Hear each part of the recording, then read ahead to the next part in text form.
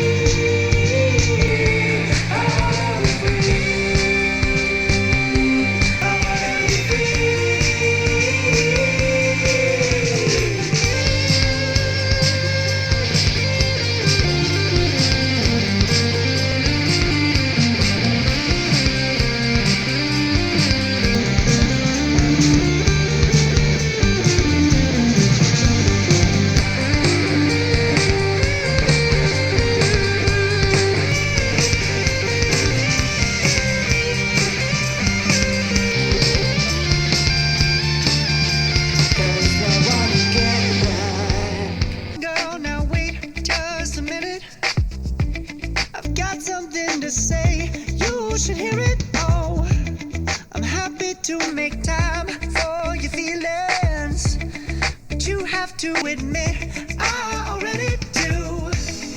Let's just break it down to you and me uptown, dancing all around till the disco ball pops. But I have to be me, and everyone can see your anger is misplaced. And